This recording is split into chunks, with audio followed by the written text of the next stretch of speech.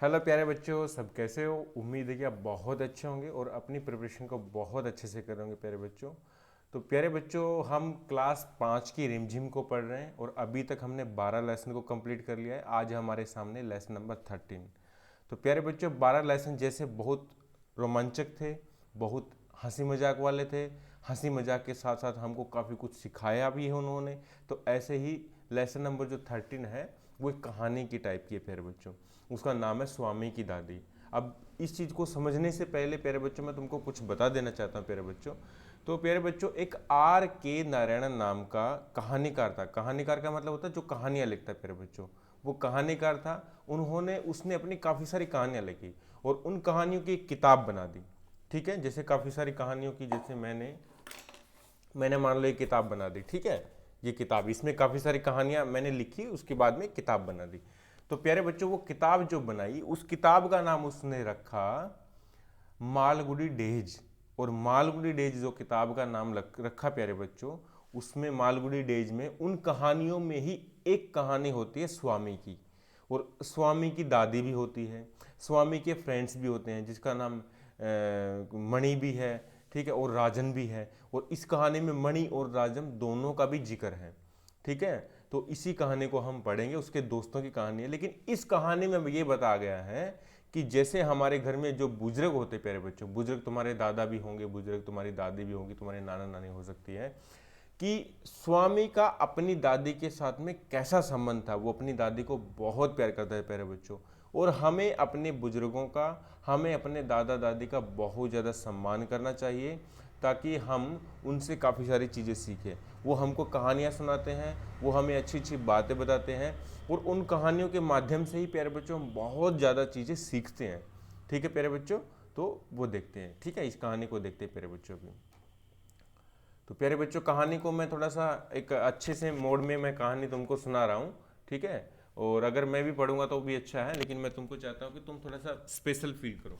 ठीक है प्यारे बच्चों, तो अभी कहानी को मैं स्टार्ट करता हूँ।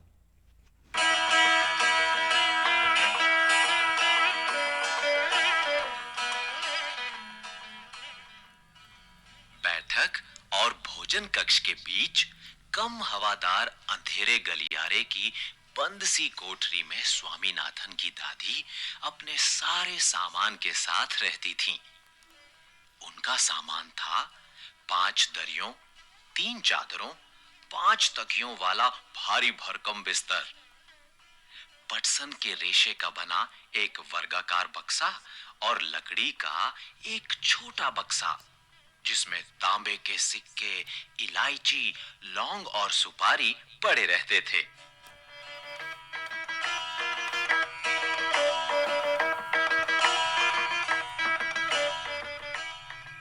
रात के भोजन के बाद स्वामीनाथन दादी के पास उनकी गोद में सिर रखे लौंग इलायची की गंध भरे वातावरण में अपने को बहुत प्रसन्न और सुरक्षित महसूस कर रहा था। आजा आजा आजा।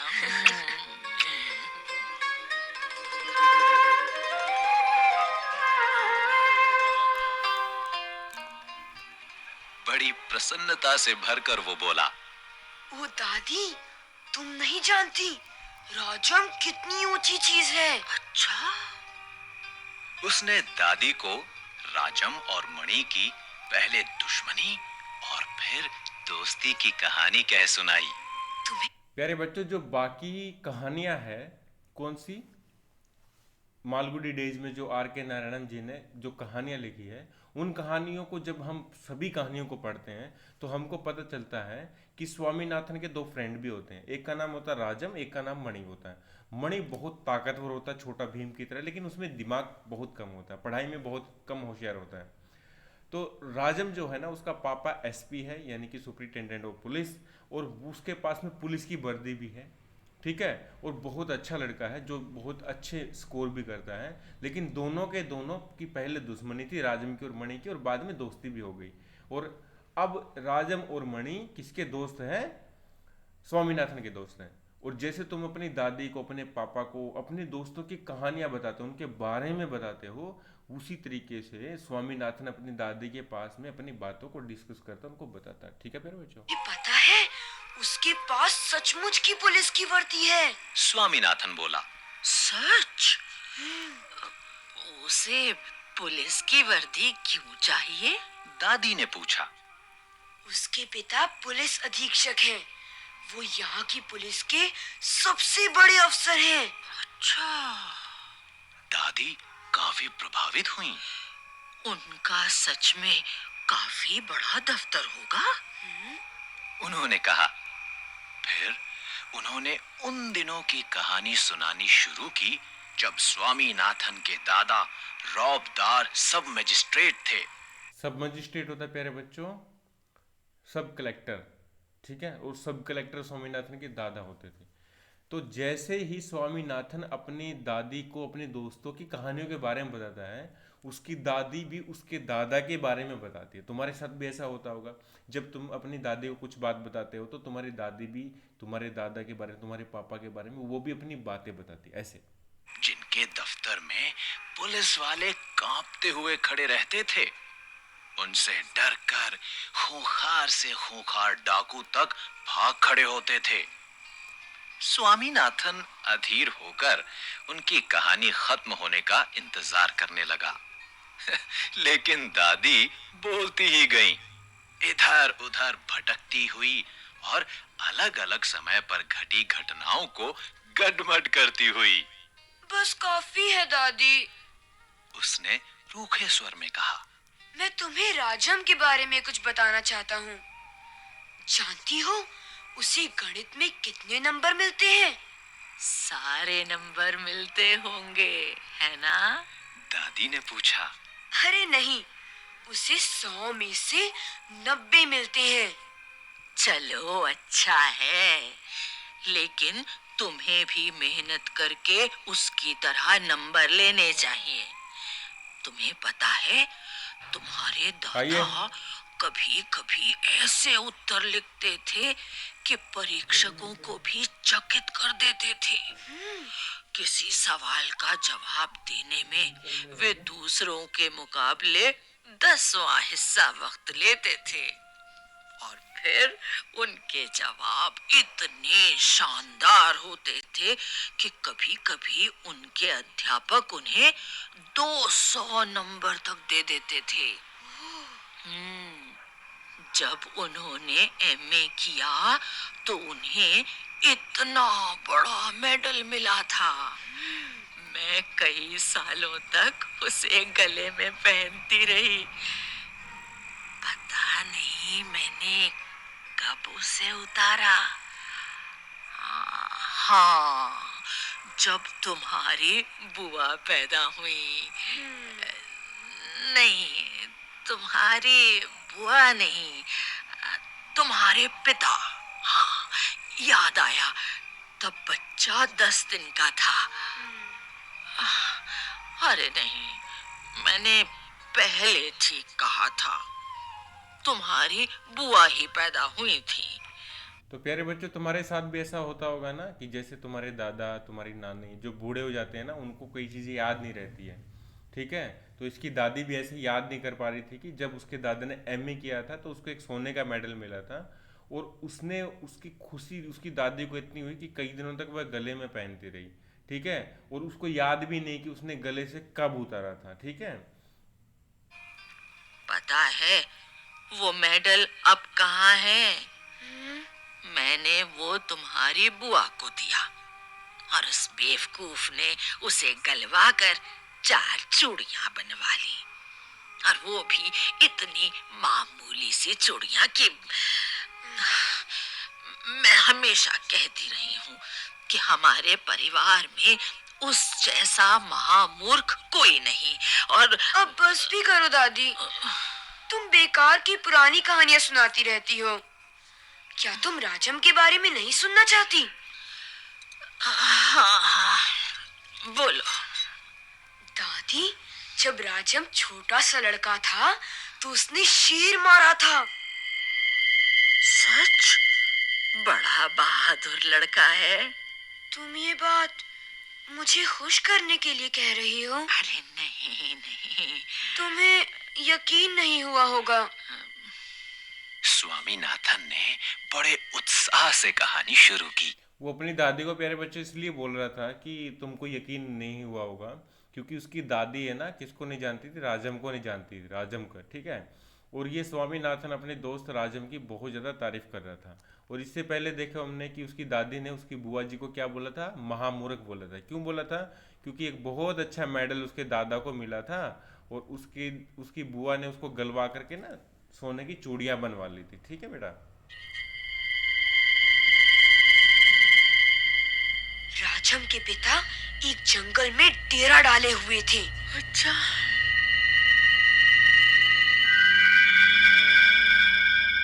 राजम उनके साथ था। अचानक दो शेर उन पर झपटे और एक ने पीछे से हमला करके पिता को गिरा दिया। दूसरे ने राजम का पीछा किया। राजम एक झाड़ी के पीछे छुप गया और वहीं से गोली चलाकर शेर को मार डाला।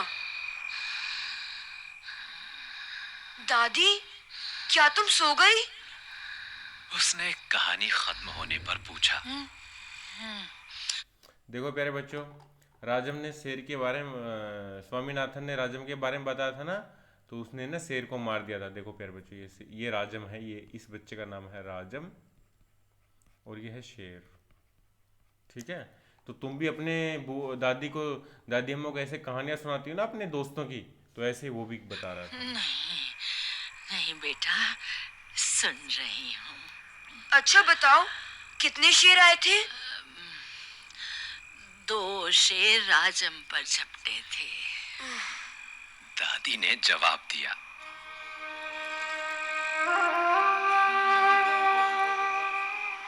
स्वामीनाथन दादी के गलत जवाब से चिढ़ गया। मैं तुम्हें इतनी जरूरी बातें बता रहा हूँ और तुम नींद में ना जाने क्या क्या ऊल जलूल कल्पना किए जा रही हो। अब मैं तुम्हें कुछ नहीं बताऊंगा। मैं जानता हूँ तुम क्यों ऐसा कर रही हो। तुम राजम को पसंद नहीं करती। अरे नहीं नहीं, वो तो बहुत प्यारा लड़का है। दादी ने बड़े विश्वास से कहा। उन्होंने राजम को देखा तक नहीं था। स्वामीनाथन खुश हो गया। दूसरे ही क्षण उसके मन में एक नया संदेह पैदा हुआ। दादी, शायद तुम्हें शेर की कहानी पर विश्वास नहीं हो रहा है। मैं एक एक शब्द पर विश्वास करती हूँ। दादी ने स्वर में मिठास भरकर कहा। स्वामीनाथन को इससे खुशी हुई, लेकिन उसने चेतावनी के तौर पर जोड़ा। जो भी उसे झूठा कहेगा वो उसे गोली मार देगा। अच्छा। दादी ने इसका समर्थन किया और हरिश्चंद्र की कहानी सुनाने की बात कही, जिसने वचन का पालन करने के लिए सिंहासन, पत्नी और बच्चे को खो दिया, और अंत में उसे सब कुछ वापस मिल गया। तो प्यारे बच्चों, राजा हरिश्चंद्र एक राजा थे जो हमेशा सच बोलते थे, सत्य बोलते थे, ठीक है। तो एक बार सच के लिए ना, सच का पालन करने के लिए उसने अपना राजपाट, अपना राज्य, अपनी पत्नी, सबको खो दिया था। खो दिया था इसका मतलब सब दांव पे लगा दिए थे प्यारे बच्चों, ठीक है। उसने कहानी आधी ही सुनाई थी कि स्वामीनाथन खर्राटे लेने लगा। तो हरिश्चंद्र ने अपनी पत्नी और बच्चे को इस तरह से खो दिया, लेकिन बाद में दादी भी रुक रुक कर बोलने लगी। फिर वो भी सो गई।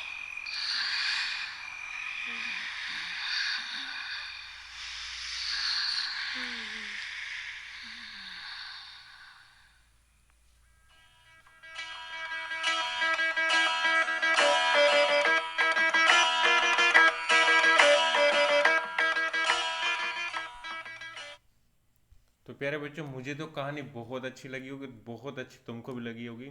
मुझे ऐसा लग रहा है कि मैं स्वामीनाथन हूँ और मैं मेरी दादी के पास ही बैठा हूँ। ठीक है, तुमको भी बहुत अच्छा। तो प्यारे बच्चों, जो दादा दादी जो होते हैं ना, उनके पास में बैठना चाहिए। उनकी कहानियों में बहुत अच्छी अच्छी चीज़ें हमको सीखने को मिलती हैं और उनसे बहुत सारी चीज़ें हम सीखते हैं प्यारे बच्चों। वो हमको बहुत अच्छी पुरानी बातें, कहानियाँ, किस्से, हमारे पापा के बारे में, हमारी मम्मी के बारे में और हमारी बुआ जी के बारे में, सबके बारे में बहुत सारी बातें जानती प्यारे बच्चों। ठीक है, तो प्यारे बच्चों, जब भी तुमको मौका मिलता है तो तुम बैठना। ये है प्यारे बच्चों, ये दिखाई दे रही है बूढ़ी अम्मा, ये है स्वामी की दादी। ठीक है प्यारे बच्चों, और इसके जो पास में है प्यारे बच्चों, ये है स्वामी नाथन। स्वामी नाथन है प्यारे बच्चों ये। ठीक है, चलो प्यारे बच्चों, इसको है ना प्रश्न उत्तर भी कर ले हैं कहानी से। कुछ आंसर, कुछ क्वेश्चन डायरेक्टली कहानी से, प्रश्न कहानी से है कि जैसे कि सच, राजम बहुत बहादुर लड़का है। स्वामी को ऐसा क्यों लगा कि दादी ने यह बात उसको खुश करने के लिए बोली प्यारे बच्चों? तो स्वामी को ऐसे लगा प्यारे बच्चों कि दादी मतलब राजम की तारीफ ज़्यादा करती नहीं है वैसे, लेकिन दादी है ना, दादी स्वामीनाथन को मतलब राजम को अच्छे तरीके से जानती नहीं थी। ठीक है, तो इसलिए उसको लगा होगा कि भी दादी ने ये बात है ना स्वामीनाथन को खुश करने के लिए बोला है। आगे देखो, मेडल से चूड़ियां बनवा ली थी किसकी? स्वामीनाथन की बुआ ने। ठीक है, दादी ने बुआ को महामूर्ख क्यों माना? क्योंकि प्यारे बच्चों, वो मेडल था वो बहुत ज़्यादा कीमती था, और दादी बुआ ने क्या किया, उसकी उस मेडल की ना सिंपल सी चूड़ियां बनवा ली। ठीक है, कड़े बनवा लिए थे। ठीक है बेटा, तो इसलिए उसको बोला कि महामूर्ख माना। ठीक है, पाठ के आधार पर दादी या स्वामीनाथन के स्वभाव, आदतों आदि के बारे में तुम्हें क्या पता चलता है भाई? क्या पता, बहुत सारी बातें पता चलती है स्वामीनाथन के बारे में, स्वामी के बारे में बहुत सारे, और उसकी दादी के बारे में बहुत ज़्यादा बातें पता चलती है। ठीक है, और किसी एक के बारे में बताना है तो दादी के बारे में लिख सकते हो, नहीं तो स्वामी के बारे में लिख सकते हो प्यारे बच्चों। ठीक है, तो हम स्वामी के बारे में बता दें। ठीक है, स्वामी के बारे में बताते हैं। तो प्यारे बच्चों, जो स्वामी होता है ना, वह अपनी दादी से बहुत प्यार करता है। ठीक है, और उसको कहानी सुनना बहुत अच्छा लगता है। उसकी दादी उसको बहुत प्यार करती है, और स्वामी अपने दोस्तों को भी बहुत अच्छा मानता है। उसकी दादी अपने दादा की बढ़ा चढ़ाकर बातें बोलती है, और स्वामीनाथन भी अपने दोस्तों की कहानियाँ, किस्से अपनी दादी को सुनाता रहता है। ठीक है, अपनी दादी को बहुत अच्छे से वो रहता है। अब तुम्हारी समझ से बताना बेटा, तुम्हारी अंडरस्टैंडिंग से। ये कहानी के है क्वेश्चन, लेकिन तुमको अपनी समझ से बताना है प्यारे बच्चों। ठीक है, स्वामी ने राजम को ऊंची चीज माना। हाँ भाई, ऊंची चीज दादी, पता है राजम बहुत ऊंची चीज है, ऐसा बोला था ना बेटा। तो क्या तुम स्वामी की राय से सहमत हो? अपने उत्तर का एक कारण भी बताना भाई। हाँ, मैं सहमत हूँ उसके उत्तर से, क्योंकि भाई जो राजम था वो बहुत इंटेलिजेंट था। ठीक है, वो स्कूल में पढ़ता था ना प्यारे बच्चों, वो स्कूल में पढ़ता है इसके साथ में, स्वामीनाथन के साथ में, और 100 में से 90 नंबर लेके आता है। इंटेलिजेंट, अच्छा बच्चा है प्यारे बच्चों। ठीक है, और उसके पास में पुलिस की वर्दी भी है, तो हम बोल सकते हैं कि वह बहुत ही मतलब ऊंची चीज़ है। उसने सही बोला ऐसा। स्वामी का अपनी दादी के साथ में कैसा रिश्ता था? 3-4 वाक्य बताए। स्वामी का और स्वामी की दादी का प्यारे बच्चों बहुत अच्छा रिश्ता था, गहरा, प्यार भरा और आत्मीय रिश्ता था। मतलब आत्मा से एक दूसरे दोनों जुड़े थे। ठीक है, वह अपनी दादी को बहुत प्यार करता था, और दादी के पास में अपने आप को बहुत सुरक्षित महसूस करता था, और दोनों के दोनों बहुत अच्छे फ्रेंड थे, यानी स्वामी और स्वामीनाथन की दादी। प्यारे बच्चों, कहानी और तुम ये बताना भाई। स्वामीनाथन के दादा रोबदार, रोबदार मतलब बहुत रोबदार, बहुत पावरफुल सब मजिस्ट्रेट थे, सब कलेक्टर थे। किसी व्यक्ति का रोब किन बातों से पता चलता है? किसी व्यक्ति का रोब कैसे पता चलता है प्यारे बच्चों? ठीक है, किसी व्यक्ति का रोब ऐसे पता चलता है कि उसकी सैलरी कितनी है, वह कितनी ऊंची पोस्ट पर है, कितनी उसकी पावर है, इन चीज़ों से पता चलता है। क्या तुम्हारे आसपास कोई रोबदार व्यक्ति है? शब्दों के जरिए उसको खाका, खाका मतलब उसको बताओ। हाँ भाई, तुम्हारे पापा हो सकते हैं, तुम्हारे चाचा हो सकते हैं। जैसे मेरे पिताजी की बात मैं करता हूँ, तो वो सरपंच थे पहले। ठीक है, गांव के सब आदमी उसके बहुत इज्जत करते थे, और जो गलत आदमी होते थे, गंदे लोग होते थे, वो डरते भी थे उससे। तुम्हारे पापा भी पुलिस में हो सकते हैं, तुम बता सकते हो उसके बारे में। ठीक है बेटा, तुम्हारे चाचा कोई बड़े ऑफिसर हो सकते हैं। स्वामीनाथन दादी के पास में बहुत प्रसन्न और सुरक्षित महसूस कर रहा था प्यारे बच्चों। तुम कब असुरक्षित महसूस करती हो? असुरक्षित का मतलब प्यारे बच्चों क्या होता है? अनकंफर्टेबल कब महसूस करती हो तुम प्यारे बच्चों? तो तुम कब करते हो प्यारे बच्चों? जब तुम नई जगह पे जाते हो तब करते होंगे, ठीक है। जब तुम मतलब तुम डर जाते हो तब भी क्या करते प्यारे बच्चों? थोड़े असुरक्षित महसूस करते होंगे प्यारे बच्चों, ठीक है। जब तुम्हारे मम्मी पापा तुमको डांट देते होंगे तो जब भी तुम थोड़ा सा असुरक्षित महसूस करते होंगे प्यारे बच्चों, ठीक है प्यारे बच्चों, ये चीज़ है। इन हालात में तुम कैसा महसूस करती हो? कैसा भाई? जब दोस्त के घर जाते हैं तब बहुत ज़्यादा खुशी महसूस करते हैं। जब तुम पहली बार किसी के घर जाते हो तब कैसा लगता है? थोड़ा सा अजीब सा महसूस होता है। रेलगाड़ी या बस के सफ़र में कैसा महसूस करते हैं? बहुत मज़ा आता है, बहुत मस्ती करते हैं प्यारे बच्चों, ठीक है, रेलगाड़ी या बस के सफ़र में। जब तुम मुख्याध्यापक के कमरे में जाती हो तो थोड़ा सा डर लगता है, ठीक है। पता करो, अब तुम्हारी बारी है भाई, तुमको पता करना प्यारे बच्चों, ठीक है। सब मजिस्ट्रेट कौन होता है? क्या वह पुलिस विभाग में होता है? नहीं प्यारे बच्चों, सब कलेक्टर जो होता है पुलिस विभाग में नहीं होता है, ठीक है, वह तो एक जज होता है, ठीक है। तुम्हारे घर या स्कूल के तुम्हारा घर या स्कूल किस थाने में आता है? थाने में कौन कौन से पद होते हैं? उन व्यक्तियों के नाम भी पता करो और लिखो प्यारे बच्चों। अपने पापा या मम्मी से पूछ के इधर लिख सकते हो। पद जैसे कौन कौन होता है प्यारे बच्चों? एक तो SHO होता है, ठीक है, उसके बाद में इंस्पेक्टर होता है, इंस्पेक्टर, और उसके बाद में होता है सब इंस्पेक्टर,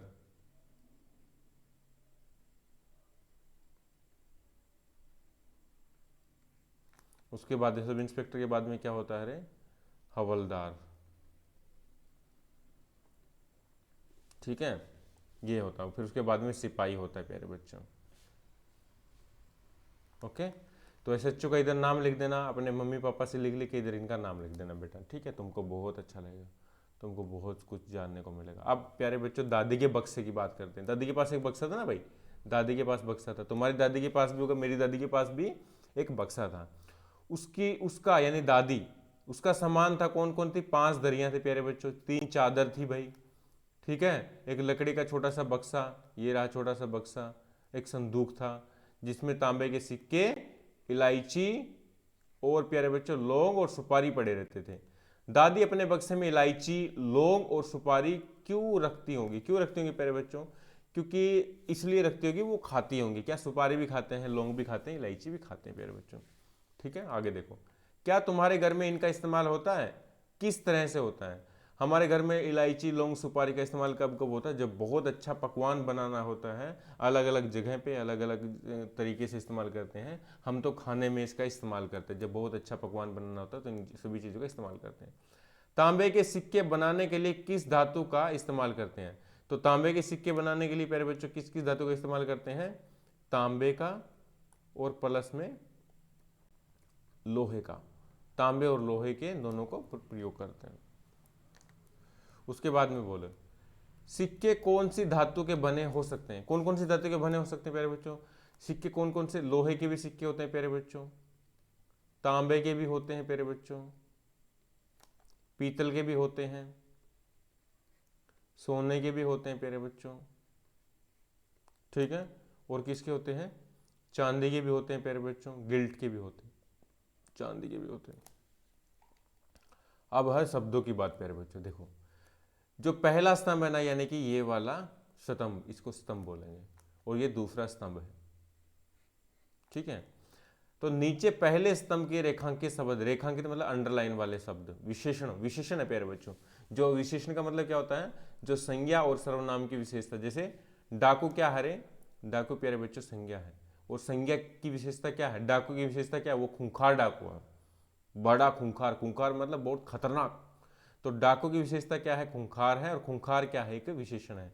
क्यों है? क्योंकि संज्ञा की विशेषता बताने वाले को विशेषण बोलते हैं। डाकू क्या है? विशेषण है, और खूंखार क्या है?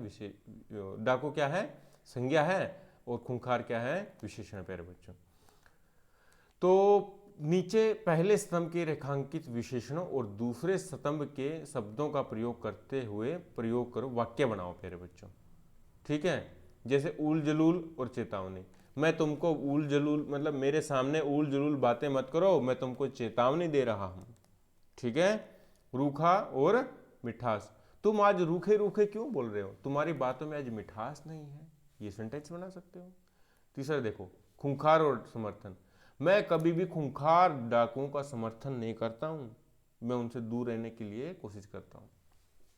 ठीक है प्यारे बच्चों, बन गया।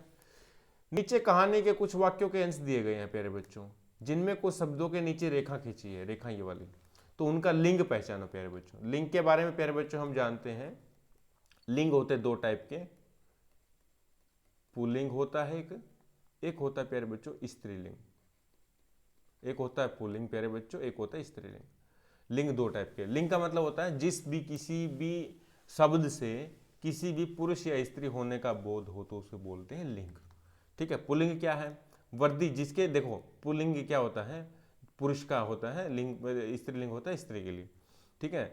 देखो जिसके पीछे ई आ जाता है, जिसके पीछे या आ जाता है, ठीक है, वो काफी सारे क्या होते हैं प्यारे बच्चों, जिसके पीछे ए आ जाता है वो स्त्रीलिंगी माने जाते हैं, जिसके पीछे आ जाता है वो क्या होते हैं, पुल्लिंग होते हैं। जैसे वर्दी, वर्दी के पीछे ई है ना, तो क्या हो जाएगा, स्त्रीलिंग हो जाएगा, जैसे वर्दी। उसके बाद में दफ्तर, दफ्तर भी क्या है प्यारे बच्चों, स्त्रीलिंग है। दफ्तर पुल्लिंग भी हो सकता है, स्त्रीलिंग भी हो सकता है। ठीक है। तो दफ्तर को किस में लिखेंगे, दफ्तर को मैं लिखता हूँ पुल्लिंग में लिखता हूँ, पुल्लिंग है बेटा। ठीक है। दफ्तर ए है ना, दफ्तर। उसके बाद में सिक्के, सिक्के भी क्या है प्यारे बच्चों, पुल्लिंग है। उसके बाद में सामान, सामान भी क्या है प्यारे बच्चों, पुल्लिंग है। उसके बाद में हिस्सा आ गया ना, देखो पुल्लिंग है। उसके बाद में महामूर्ख, महामूर्ख भी क्या प्यारे बच्चों, पुल्लिंग है।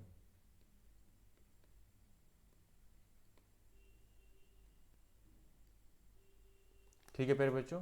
तो आज के लिए प्यारे बच्चों इतना ही। अगर तुमने ये वीडियो को पूरा देख लिया प्यारे बच्चों, तो प्यारे बच्चों इसको दोबारा से देखो, अपने दोस्तों को शेयर करो, और तुमको क्या चीज़ इस लेसन से सीखने को मिली कमेंट में जाइए प्यारे बच्चों, और उसको लिखिए कि आपने इस लेसन से क्या चीज़ सीखने को मिली है, और आप अपनी दादी के साथ में कौन कौन सी बातें करते हो, या फिर आपका आपकी दादी के साथ में कैसा रिश्ता है प्यारे बेटा। ठीक है, ओके बेटा।